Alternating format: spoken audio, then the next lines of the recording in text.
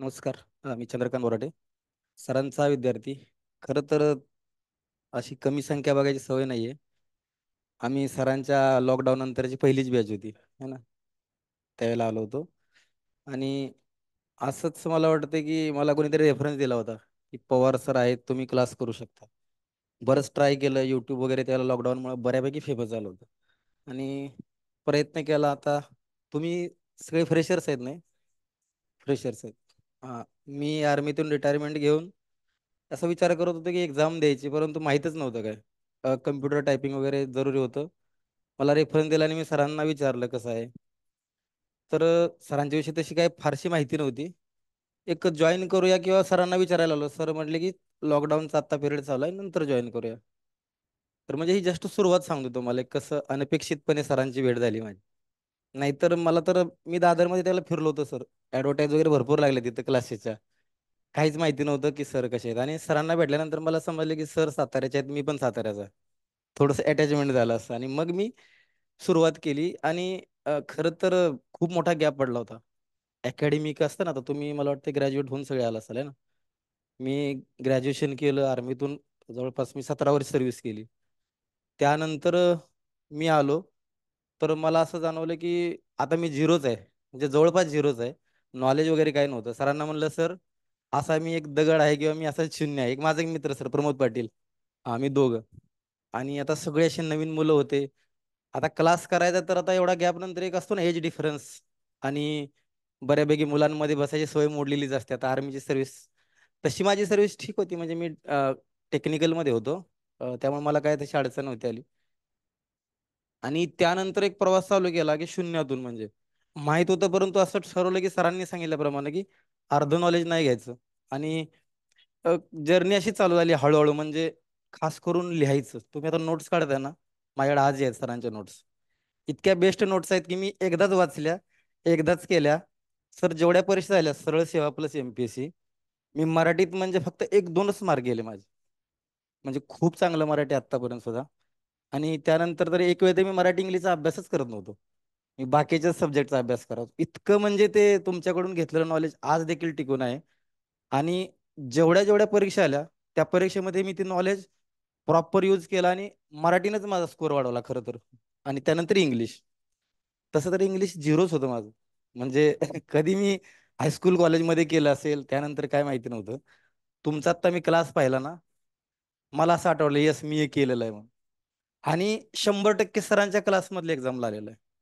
आता इथं उभं राहून काय सांगावं हा एक मुळात प्रश्न असतो. परंतु सरांविषयी नक्कीच बोलायला हवं. आता तुम्ही सर्व मुलं आहात ना, तुम्हाला असं वाटेल की कमी संख्या आहे किंवा आम्ही असंच बसलो आहोत की काय माहित नाही पुढे काय होणार आहे.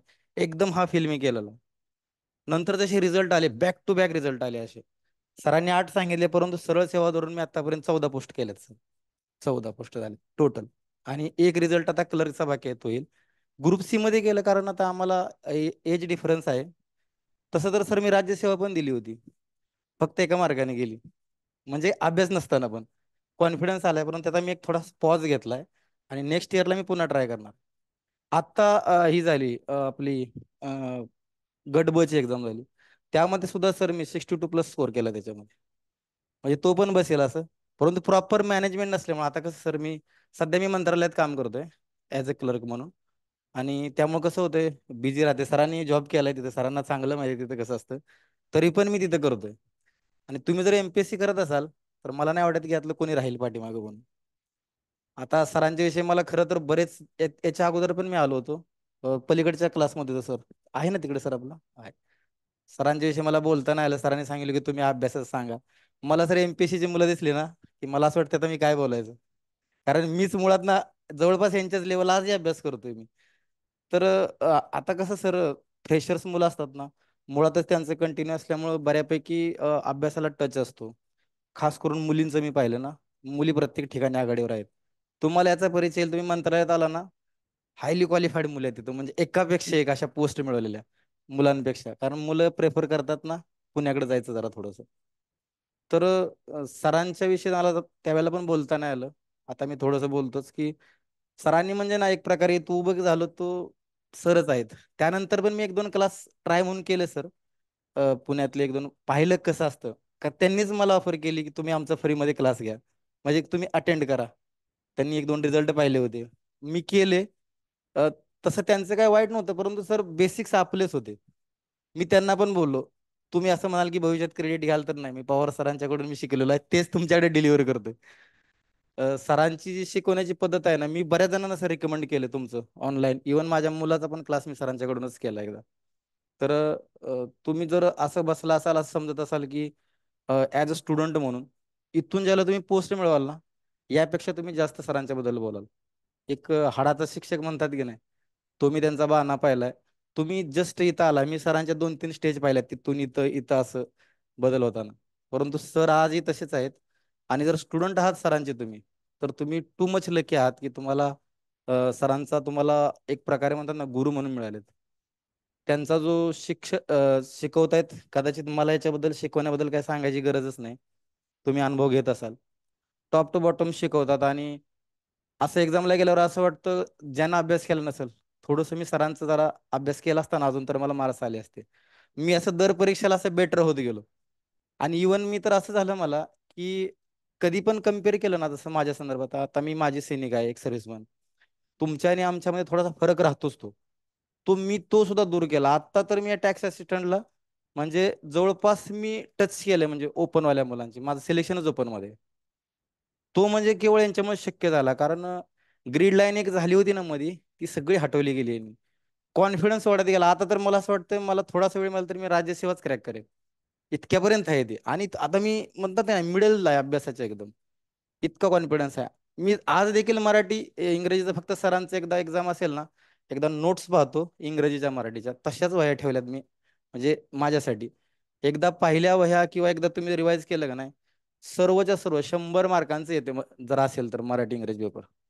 तुमच्यासाठी पण सर तो अनुभव सांगतो, कारण मी एक्झाम देतच आहे. मराठी आणि इंग्लिश 100% येते आपल्या क्लासचं.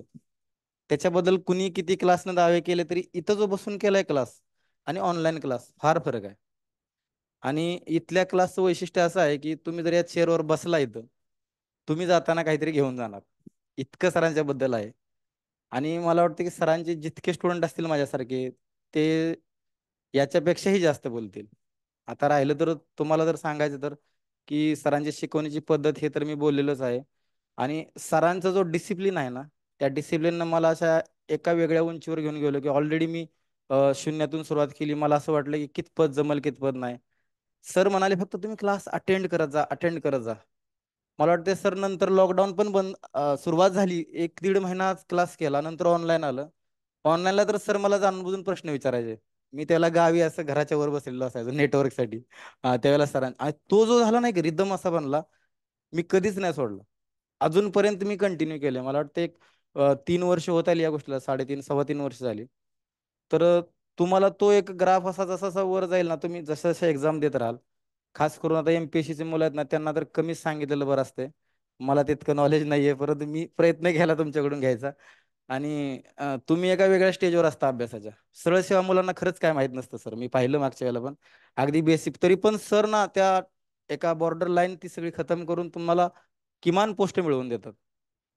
सरांचा हातखंडा आहे तो एमपीएससीच्या स्टुडंटचा आहे. तुम्ही ऐकलं पण असेल की सरांनी 2,000+ विद्यार्थ्यांना अधिकारी बनवलेला आहे. बाकी नॉर्मल लोकांचं तर काउंटिंग केले की नाही त्यांनाच माहित असेल. म्हणजे आपल्यासारखे इथून गेलेले माझ्याबरोबर मागच्या वेळेला सर ती मुलगी आली होती, गौरी. म्हणजे त्यांना पाहून आम्ही पण इन्स्पायर होतो. आता कसं, मला वेळ लागतोय हा माझा पर्सनल प्रॉब्लेम आहे, परंतु तुमच्यासारखे जे विद्यार्थी आहेत ना, ते म्हणजे नॉर्मल रेंजचे नाहीतच आहे, ते येणारे. म्हणजे सरांच्याकडे आल्यानंतर तुम्ही एका स्टेजला जाऊन एक साधारण गट ब तर तुम्ही इझिली काढू शकता, इतकं नॉलेज ती देतातच. नॉलेजचं तर सरांच्याकडे भांडार आहे, म्हणजे तुम्ही घ्याल तितपत. तुम्ही इथे येऊन बसला आणि जर सरांच्या समोर फक्त बसून गेला तर उपयोग नाही. सरांच्याकडून जर घेत गेला तर तुम्हाला 100%, जसे सर म्हणले ना, फ्रुटफुल आहे. ऑनलाईन पेक्षा ऑफलाईनचा जो इफेक्ट आहे ना, तो मला खूप झाला. मी 1.5-2 महिनाच सरांच्या बरोबर ऑफलाईन होतो. त्यातच मला समजलं, नंतर ऑनलाईन सेम टू सेम झालं. परंतु समोर बसण्याचा जो इफेक्ट आहे ना, तो फारच वेगळा आहे. आणि मी पण पाहिले की तुम्ही जरी इतके कमी जरी असाल का नाही, मला नाही वाटत एक पण राहिल्यातलं म्हणून. सरांचे रिझल्ट जवळपास 100%ला टच करणारे असतात. असा अनुभव आहे आतापर्यंतचा माझा. मी नवीन एंट्री केली त्यावेळेला मला माहित नव्हतं, असे विद्यार्थी आलेत. सर्वांचं सरांनी खूप मोठा सत्कार केला होता त्या मंदिराच्या तिथं. सर तिथं सरांनी सांगितलं होतं की हे आलेत, तुम्ही समोर बसला, आता तुमचा नंबर आहे तिथं. आम्ही पण विचार करत होतो काश आमचा नंबर यावा, नवीन होतो ना त्यावेळेला. आणि तसंच झालं, पुन्हा माझ्या हा सेकंड टाइम सरांनी मला चान्स दिला. ऍक्च्युली मी सरांना भेटायला येणार होतो, की इतक्यापर्यंत आलो आता. ग्रुप सी मध्ये तर भरपूर पोस्ट मिळवल्या. ग्रुप बी ची मला मिळाली होती सर नगर परिषदमध्ये, परंतु मला मुंबईत राहायचं असल्यामुळे मी त्याला ऑप्टिंग आउट करून टाकलं. आणि अशा प्रकारे हा जो जर्नी झाला ना, केवळ आणि सरांच्यामुळे शक्य झालाय. आता सरांचा अनुभव तुमचा कसा असेल सर? 3-4 महिने झाले त्यांच्या क्लासला झालेत ना? तुम्ही आता कोणत्या एक्झामची तयारी करता? ग्रुप बी, राज्यसेवा. राज्यसेवा विद्यार्थ्यांना मी काय सांगणार, तुम्ही आमच्याही पलीकडे असता तसं. परंतु मी राज्यसेवा दिली 2 वेळा, आणि खरं सांगायचं ना, ग्रुप सीच्या अभ्यासावरच दिली. तो जो टच आहे ना लास्टचा, तो तुम्ही सरांच्याकडून घ्या. राज्यसेवा तुम्ही फर्स्ट अटेम्प्ट मध्ये क्रॅक करणार. आणि तो माझे मित्र आहेत सगळे करतात. काही लोक असे आहेत की ते सेल्फ स्टडी करतात. मी त्यांना सल्ला दिला, सरांना एकदा तुम्ही भेटा. आणि सर्वच्या सर्व आउट झाले. लास्ट जो अटेम्प्ट असतो ना त्यांचा, इंटरव्ह्यू पर्यंत पोहोचले, काही मेन्सला आउट झाले. खूप छान स्टडी आहे त्यांचा, परंतु जो एक टच आहे ना तुम्हाला बॉटम लाईन पर्यंत न्यायचा, तो सरांशिवाय मिळणार नाही. आणि तुम्ही गायडन्स घ्याल, आता राज्यसेवा करताय तर तुम्हाला स्टडी बद्दल काही विशेष सांगण्यासारखं नाहीये. तुमचा रिदम असणारच आहे, तुम्ही डीप स्टडी करत असणार आहे. परंतु सरांच्या बरोबर असाल तर तुम्हाला त्या लास्ट पॉईंट पर्यंत जाता येईल. कारण तो मी स्वतः सुद्धा अनुभव केला, माझ्या मित्रांच्या बरोबर मी असतो. जो तुम्ही प्री नंतर मेन्स जाता, मेन्स पर्यंत पण जातात, काही मेन्स लावत होतात, तो जो एक बर्डन येतं की इथपर्यंत आलो आणि थोडक्यात गेलो, तो मात्र तुम्हाला सर देतील, निश्चित मिळणार, म्हणजे मला शंकाच नाही याच्यामध्ये. मी सरांच्या बिहाफमध्ये पण बऱ्याच मुलांना भेटलो, की तर त्यांनी सांगितले की आता अभ्यासाचं जवळपास सगळ्यांना माहीत असते, तुम्हाला उरतच काय, प्रॅक्टिस करणं आणि वारंवार रिपिटेशन करणं, अभ्यासातल्या मायक्रो लेवलला जाऊन अभ्यास करणं, एवढंच.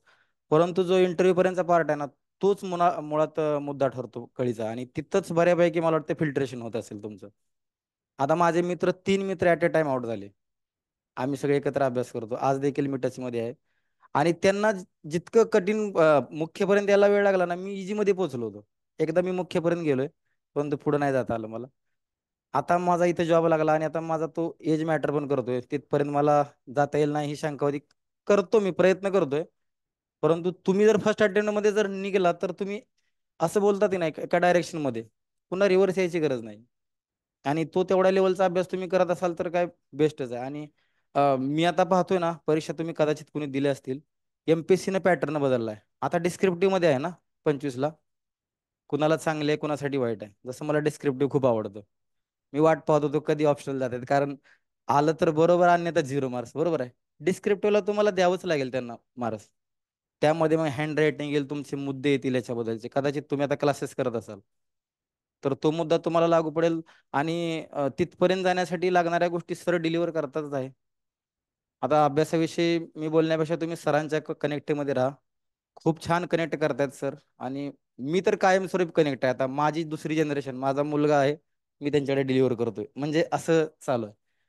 आणि तुम्ही इथं बसलेले सगळे स्टुडंट्स, आता मी पाहिले तुम्हाला, कदाचित मी तुमचं सरांच्या लिस्टमध्ये नाव पाहिजे अशी अपेक्षा धरतोय नक्कीच. आणि राज्यसेवा म्हणजे एक असा मुद्दा आहे ना, की तुमच्यातलं कोण परीक्षा पास झाले, कोणती एखादी एक्झाम देत आहे कोणी? म्हणजे एकदम फ्रेश मध्ये सुरुवात आहे का? कंबाईनची दिली असेल कोणी? एक्झाम जरा थोड्याशा सर तुम्ही पण प्रेरित करा. मी एक अनुभव घेतलाय, तुम्ही जितकं हॉलमध्ये जाता न, परीक्षा द्या तुम्ही.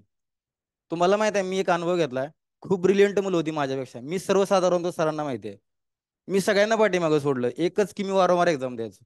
एमपीसीच्या हॉलमधले जे 2 तास असतात ना, तिथला बादशाह तो बादशाह, असं मी नक्की म्हणतो.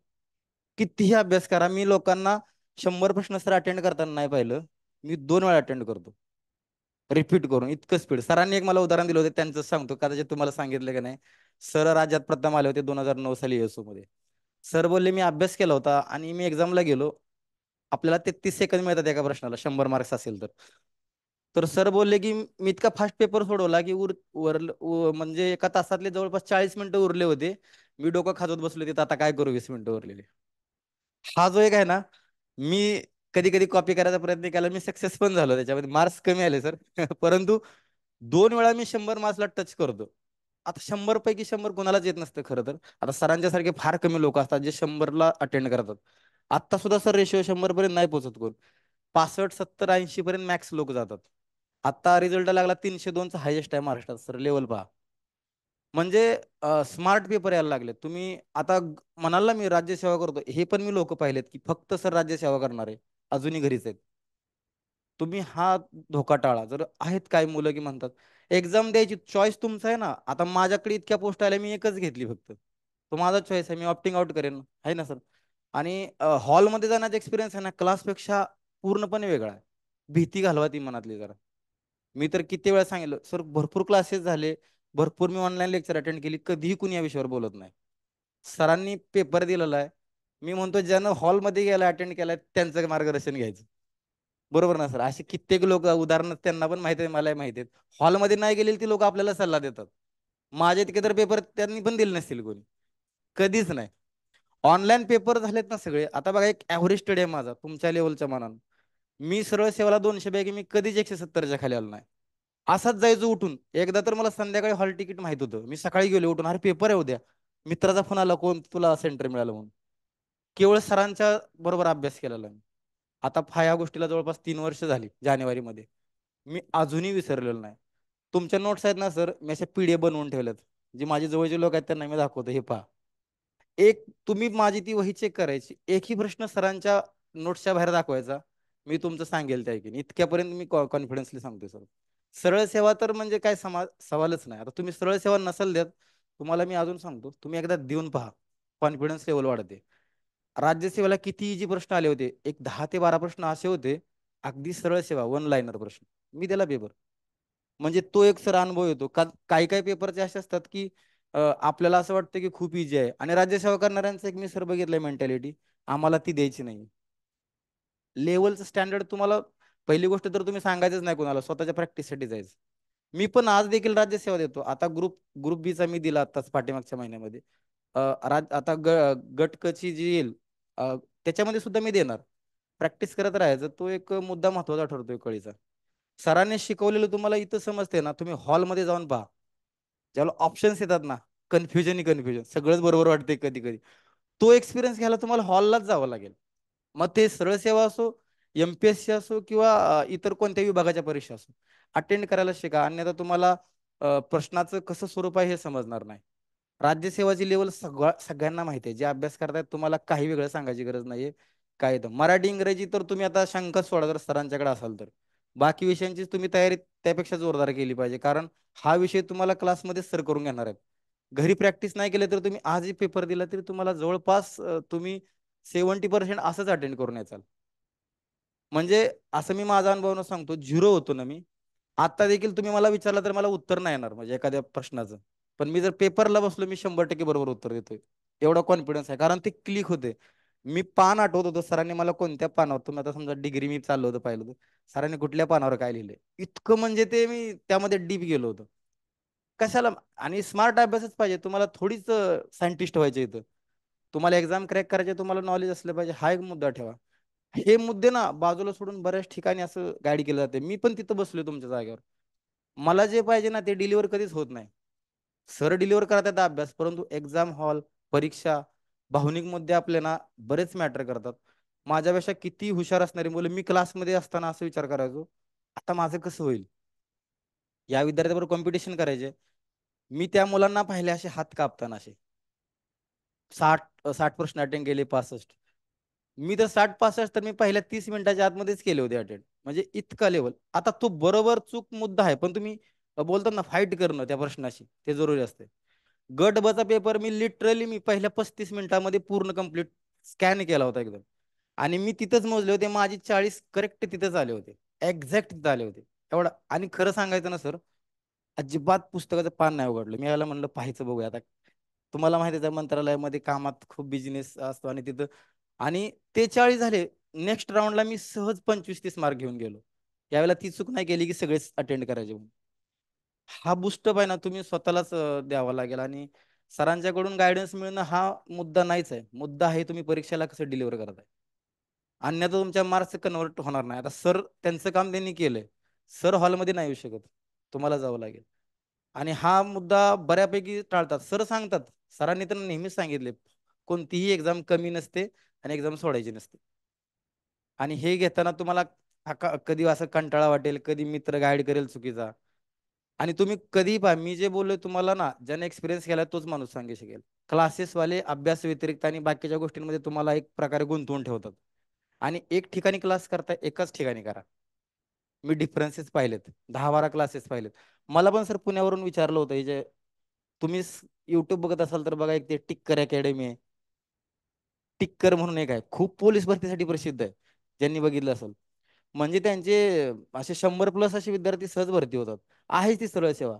अरे म्हणलं, मी सरळ सेवा करतच नाही, तुम्ही मला बोलवलं कसं? ते क्लास केले होते ना, कधी ते नाव पाहिलं होतं, कुठून नंबर घेतला मला माहित नाही. पुन्हा एक चैतन्य हे अभ्यास मित्र म्हणून एक अकॅडमी आहे. ज्ञानदीप वाल्यांचा पण सर म्हणलं, मला ब्रँडिंग नाही करायचं. मी म्हणलं, एकाच एकाच माणसाला गुरु मानतो. त्यांनी विचारलं, तुम्ही तुमचं नाव सांगितलं. आता हा भाग मधल्या काळात गेला. त्यांना म्हणलं, असं मी काही क्लासहून वगैरे झालेलो नाही, तुम्ही इतकं नाही, तरी पण आम्हाला तुमचं नाव पाहिजे. आमच्या मित्रांनी सजेस्ट केलं होतं कोणीतरी. तुम्ही म्हणता ना, एक ठिकाणी लॉयल राहतो आपण, एकाच ठिकाणी घ्यायचं. तुम्ही जर दुसरा क्लास घ्यायला गेला तर तुम्हाला वेगळं वाटेल, परंतु सरांचं जे स्टँडर्ड आहे ना अभ्यासाचं, त्याला कुठंच तोड नाही आतापर्यंत. इंग्लिश आणि मराठी म्हणजे सरांचे कोर सब्जेक्ट आहेत. आणि जे तुम्हाला मी पाहिलं आता प्रश्नपत्रिकेचं स्वरूप. सर आम्हाला एक प्रश्न विचारला ग्रुप सीच्या एक्झाम मध्ये, तुम्ही नवनाथ कथा सर किती लोकांनी वाचल्या माहिती आहे कोणाला? प्रश्नपत्रिका बघितली असतील. नवनाथ ते मच्छिंद्रनाथ आहे ना. प्रश्न विचारला की असे कोणते नाथ होते की ज्यांनी मुस्लिम धर्म स्वीकारला होता? आता सांगा कोणत्या पुस्तकात आहे?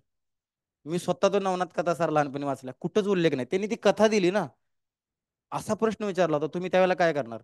त्याच्यानंतरच्या एक्झाम मध्ये विचारलं की शिवाजी महाराजांचं जे मंत्रिमंडळ होतं का नाही, अमात्य सचिव होते, लोकांनी त्याला इग्नोर केलं. सर खूप स्मार्ट पेपर येतात, एकदम स्मार्ट. आणि ते जे 4-5 मार्क आहेत, तो डिफरन्स करतोय.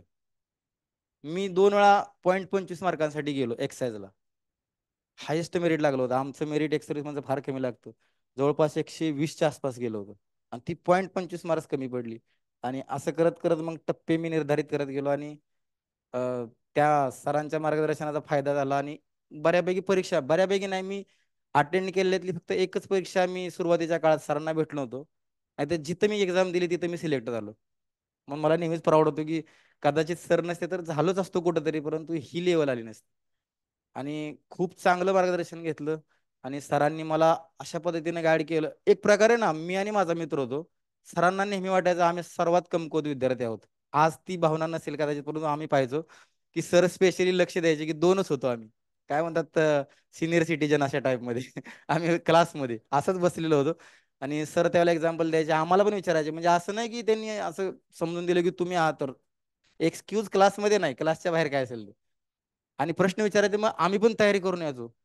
आणि जो नोट्स लिहित होतो ना, तुम्ही नोट्स लिहिताय, अशा नोट्स खूप छान काढा. आणि या नोट्सच वाचून जावा. आणि सरांचे काय वोकॅब्युलरीचे पुस्तक वगैरे आहेत, तुम्ही रेफरन्स करा. ज्याला तुमची एक्झाम येईल त्याला तुम्हाला ही वही कामाला येईल. आणि या वहीमधलंच सर्व येईल. हेच मला हे तो बरवून सांगायचे की सरांच्या पलीकडे गेला तर कदाचित तुम्हाला काही मिळणार पण नाही. कारण मार्केट खूप मोठं आहे, मार्केटमध्ये लोक खूप आहेत. आम्ही इथं उभं राहिलो तर आम्ही सरांविषयीच बोलणार. आम्हाला त्यांच्याकडूनच सर्व काही मिळालं. एका बेसिकवर मी आज इथपर्यंत स्टँड घेतोय. आता बघा, माझं वय 42च्या आसपास रनिंग आहे आता. या वयामध्ये मी जर एक्झामचा विचार करत असेल तर तुम्ही किती बेस्ट असला पाहिजे हे बोलायला मला कुठून येते, तर मी सरांच्याकडून नॉलेज घेतले. आणि अजिबात त्यामध्ये अतिशयोक्ती नाही, जे आहे ते सरांना सर्व माहिती आहे. आम्ही असं नॉर्मली भेटतो, आज फक्त एक ओकॅजन आणि कोणता रिझल्ट लागला की मी नक्की सरांना सांगतो, सर आज यात झालंय. असा आता मी हा माझा प्रवास आता या क्लर्क पर्यंत आणलाय. एक रिझल्ट बाकी त्यात तर मी आहेच. आणि विशेष म्हणजे मला असं वाटत होतं की कधीतरी मी टॉप 10 मध्ये यावं, किमान एका कॅटेगरी तरी. यावेळी मी सर महाराष्ट्रातून 8वा बसलो, त्याचं मला स्वतःला छान वाटलं. म्हणजे अ, मी विचार करायचो की आहे मी ॲव्हरेज स्टुडंट आहे, परंतु किमान एक रँक मिळावी आपल्याला. आता पहिलं काय होतं, जॉब मिळवायचा प्रयत्न होता. नंतर असं वाटलं की थोडं चांगलं करतो, अजून असं टप्पे वाढत गेले ना. आज ती भूक इतकी वाढली की मला असं वाटतं की माझं अजून वय 4-5 वर्षांनी एक्स्ट्रा मला 45च्या प्लस असायला पाहिजे होतं. तो जो बेनिफिट मिळाला ना, केवळ आणि केवळ मी क्लासेस अटेंड केले. मी कधीच क्लास मिस केला नाही. इवन सरांना पण माहिती आहे, मी ऑनलाईन क्लास ज्यावेळेला कोरोना काळ चालू होता, कधीच म्हणजे कधीच मिस केला नाही. गावी होतो, नेटवर्क एका साईडला तिथं जाऊन बसायचो. आणि हा जर्नी असा चालू झाला. आणि बऱ्यापैकी अ, कोणत्याही ठिकाणी गेलो, त्या ठिकाणी एक्झाम दिली. मी कधीच खाली हात आलो नाही. ह्याचं मला स्वतःला मी प्राऊड म्हणून घेतला, कारण मी एक सर्वसाधारण होतो. आता तुम्हाला कदाचित लोकांना माहित असेल की आर्मीची नोकरी कशी असते. माणूस एका वेगळ्या दुनियेतून बाहेर येतो. तो जो मेंटॅलिटी ना सरांनी संपवली. मी पहिल्याच महिन्यात विसरून गेलो होतो मी आर्मीत होतो म्हणून. मी स्टुडंट झालो, प्रॉपर स्टुडंट एकदम. मी इतक्या छान नोट्स काढल्यात, तुम्हाला कदाचित मी सरांना कधीतरी दाखवीन नोट्स. मला थोडं हँडरायटिंग माझं चांगलं होतं. आता स्वतःबद्दल नाही बोलायला पाहिजे, पण मी असं म्हणतो, त्या नोट्स मी जपून का ठेवल्या, मी माझ्या जनरेशन मध्ये ते नेक्स्ट देणार आहे मी असे. माझ्या मुलांना म्हणणार ह्या नोट्स पहा तुम्ही. आणि याच्या पलीकडे इंग्लिश कधीच बदलत नाही, स्टॅटिक सब्जेक्ट आहेत सर्व, आहे ना. एक्स्ट्रा गायडन्स सरांच्याकडून घ्या, परंतु अभ्यास तुम्ही याचाच करा. मला कालच एक जणांनी मागितले की तुमच्या असतील तर मला द्या म्हणून. मी म्हणलं पाहू. आम्हाला त्याला सरांनी सांगितलं होतं क्लास करतोय, नोट्स फॉरवर्ड करायचे नाही सुरुवातीला. बरोबरच आहे, क्लासमध्ये जे नॉलेज मिळते तुम्ही फुकटमध्ये कसं घेणार. परंतु त्या नोट्स ठेवल्या त्याचा मला बेनिफिट होतो. आणि आजही मी एक्झामला जाताना एकदा नक्की पाहतो, एकदाच पाहतो फक्त. मी पेपर बघितल्यानंतर मला असं वाटतं 100% येते. आणि मी कधीही एक्झाम दिली, मी आज देखील सरांना सांगतो, मी कधीच मॅक्सिमम 2-3 माझे प्रश्न चुकतील, याच्या पलीकडे मी जाऊन देणार नाही अजून. आणि नक्की मी तो प्रयत्न करत राहीन, आणि तुम्ही करा. आणि सरांविषयी तुम्ही जो विश्वास दाखवलाय, नक्की तुम्ही सार्थ करून दाखवा. आणि यातला प्रत्येक माणूस ना, आम्ही सरांच्या सगळं पाहत असतो. सर नेहमी विद्यार्थ्यांचे फोटो ठेवतात इथल्याबद्दल. आज देखील मी त्यांचा ग्रुप नाही सोडलेला आणि सोडणार पण नाही. त्यावेळेचा ग्रुप चालू आहे व्हॉट्सअपला. सर्व काही अपडेट्स येतात, सरांच्या लिंक येतात. आम्ही पण ब्रँडिंग करतो सरांचं, पण सरांचं असं कुठेही ऍडव्हर्टायझिंग नाही, तुम्ही कुठेही पाहा जाऊन. तर त्याविषयी तुम्ही राज्यसेवेचे विद्यार्थी आहात, तर मला असं वाटतंय की अभ्यास तुम्ही ज्या लेवलनं करत आहात तो नेक्स्ट लेवलला घ्या. कारण स्टुडंट असणं, आणि तुम्हाला जर असं वाटत असेल, जर मनात भाव असेल की एक्झाम छोटी मोठी आहे, ती मनातून नक्कीच काढा. मी राज्यसेवाल्यांचे हाल बघितलेत, माझ्याबरोबरचे मित्र. लिटरली ते आता डीजी ऑफिसला माझ्याबरोबरचे मित्र आहेत, 6-7 आहेत. असं नाही की त्यांच्यामध्ये कॅलिबर नाहीये, खूप कॅलिबर आहे. जो मेंटॅलिटी बनवली ना, की कमी दर्जा, दर्जा नसतो तुम्हाला. स्पर्धा तुम्हाला सरांनी सांगितलं असेल किती लेवलला चालली. एक राज्यसेवेचे जे तुमच्या अगोदरची बॅच आहे ना, ती प्रत्येक ग्रुप सी पर्यंत एक्झाम देते, तेच मेरिट वाढवून ठेवतात. हे जे मेरिटचा घोळ चाललाय ना आता, राज्यसेवा विद्यार्थ्यांनी केलेला आहे. आरोप नाही करायला पाहिजे, त्यांना चुकीचं नाही बोलायचं. तुम्ही त्या लेवलला जाचाल, त्याला तुम्हाला मागच्या 3 वर्षाचे नक्कीच टप देतील, बरोबर आहे. प्रमोद चौगुले नाव ऐकलं असेल, कंटिन्यू त्याच्याबरोबर मी 2 एक्झाम दिले, तर तो दरवर्षी प्रथम आला राज्यात, 22-23ला. बरोबर आहे. सुरुवातीला तो उद्योग उपायुक्त होता, नाही म्हणला मला उपजिल्हाधिकारी पोस्ट पाहिजे. नेक्स्ट एक्झाम दिली, पुन्हा राज्यात प्रथम आला. ही राज्यसेवा देणाऱ्यांची म्हणजे मेंटॅलिटी आहे ती खूप, मी त्यांना फॉलो करतो. की त्यांना मी विचारतो पण, आहेत माझ्यावर क्लास 1 सरांना माहिती आहे, क्लास 1 कक्ष अधिकारी वगैरे क्लास 1चे आपल्या राज्यसेवेचे आहेत मंत्रालयामध्ये. मी डिस्कस करतो तुम्ही नक्की काय लेवल करता. एएसओ तर आता एएसओ तर मी सुद्धा दिलेली आहे, मला पण माहिती आहे तिथपर्यंत मी पोहोचले. पण कक्ष अधिकारी आणि त्याच्या सिमिलर एक्झाम्स आहेत राज्यसेवाच्या, सर्व पोस्टला तुम्ही अप्लाय करायचं, द्यायची. तुम्हाला तर रँकिंग त्यानंतर मेरिटनुसार येणारच आहे. परंतु माझं असं मत आहे ना, राज्यसेवावाल्यांनी सर्व परीक्षांना ग्राह्य धरून द्यायचं. एखाद्या परीक्षेला तुम्ही गेला, तुम्हाला जरूर नाही की सिलेक्ट होणं, तुम्ही प्रश्नांना एक्झामला हेड करताय ना, तो नक्की बेनिफिट होईल. गेलेत आता अनुभव माझ्याशी सांगतात की की राज्यसेवावाले जो एक आपला बेस धरून चालतात, त्यांना असं वाटतं की मी त्याच लेवलला म्हणतात ना करेन तर राज्यसेवाच, नाही तर दुसरी करणार नाही. तो अप्रोच सोडा. सर तुम्हाला याबद्दल निश्चित वारंवार आता क्लासमध्ये सांगत राहतील. आणि तो जर तुमचा पॅटर्न बनला, तुम्ही रिव्हर्स येणार नाही कधी. अचिव्हमेंट आहे तुमची. आता माझ्याबरोबर रिझल्ट आला टॅक्स असिस्टंटला, सगळे टॉपर मधले 8-10 विद्यार्थी राज्यसेवेचे आहेत. आता काय करणार तुम्ही तिथं. हा, 300 मार्क नाही मिळवत ग्रुप सी वाला विद्यार्थी. आणि ते कधीच सांगत नाहीत की मी राज्यसेवा करतोय, नाही नाही मी ग्रुप सी करतोय. हा एक आहे, आणि मुली पण आहेत त्याच्यामध्ये. आणि ह्या गोष्टीबद्दल तुम्ही नक्कीच आशादायी स्वतःबद्दल राहा. आणि सरांनी मला इथे येण्याचा एक मौका दिला. ऍक्च्युली मी खरं तर सरांना म्हणत होतो भेटूया फक्त. सर, कारण एक रिझल्ट लागल्यानंतर मला असं वाटतं की गुरूंच्या प्रती नेहमी आपण त्यांच्या आशीर्वादाखाली राहावं. वय तुमचं कितीही मॅटर करत नाही. आणि त्यानुसार जर तुम्ही फॉलो करत राहिला, तर नक्की गुरुदक्षिणा सरांच्याकडून एकच मिळते की तुम्ही एक चांगल्या पोस्टला जाता.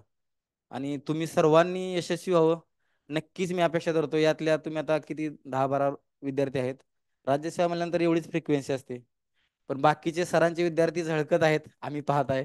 सरांचा झेंडा कायमच लागलाय. तुमच्यामुळे सरांचं नाव होतंय, आणि सरांच्यामुळे तुमचं होतं. हे एक असं वाईस वर्सा एक गोष्टी चालू आहेत. राज्यसेवा बॅच सरांची झालेली आहे. सरांनी आम्हाला जे सांगितलं होतं तसंच तुमचं नाव उज्ज्वल भविष्य होईल अशी मी अपेक्षा करतो सर. आणि थँक्यू तुमच्या सर्वांचं. कदाचित तुमच्या लेवलच्या वरांनी मी बोललो नसेल परंतु मला किमान माहिती आहे. आता मी अभ्यास करतो त्यामुळे राज्यसेवेला मी तितकी तयारी नाही केली, पण विचार करतोय, नक्की करतोय म्हणून सर. एक थोडासा गॅप घेऊन चालेल. थँक्यू सर्वांचं सर, थँक्यू.